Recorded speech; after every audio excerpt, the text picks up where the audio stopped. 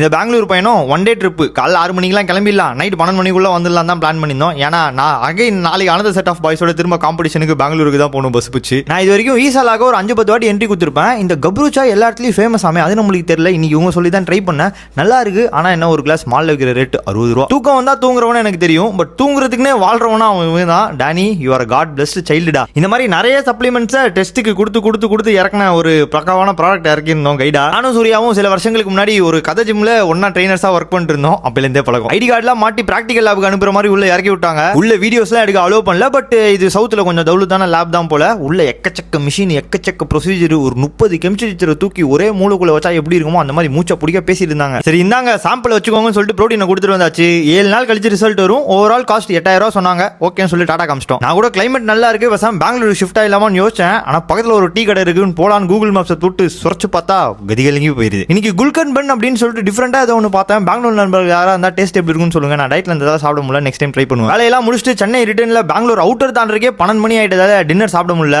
இது ஏதோ ஊருக்கு ரொம்ப வெளியில இருக்க கடையா இருக்கு. இங்க வச்சிருக்கிறது அடிடாஸ் இல்லடா அபிபாஸ்ன்னு சொன்னா அதை கேட்காம எடுத்து குச்சிட்டு இருக்கான். 12 மணிக்கு மேல பாய்ஸ்லாம் தூங்கிட்டாங்க. நம்மளோட டிரைவிங் டியூட்டி அப்படியே சென்னைக்கு ஓட்டிட்டு வந்து சேர்ந்தா மணி ஆயிட்டது 3:30. வீட்டுக்கு வந்து குளிச்சுட்டு சாப்பிட்டு படுக்கிறதுக்கு மணி ஆகிவிட்டது 4:30. நாளைக்கும் அகைன் திரும்ப நைட் பெங்களூர். 12 மணிக்கு மேல பாய்ஸ்லாம் தூங்கிட்டாங்க. நம்மளோட டிரைவிங் டியூட்டி அப்படியே சென்னைக்கு ஓட்டிட்டு வந்து சேர்ந்தா மணி ஆயிட்டது 3:30. வீட்டுக்கு வந்து குளிச்சுட்டு சாப்பிட்டு படுக்கிறதுக்கு மணி ஆகிவிட்டது 4:30. நாளைக்கும் அகைன் திரும்ப நைட் பெங்களூருக்கு பஸ் இருக்கு. நான் போய் தூங்குறேன். கண்ணெல்லாம் கோயிங்கன்னு இருக்கு. டாடா.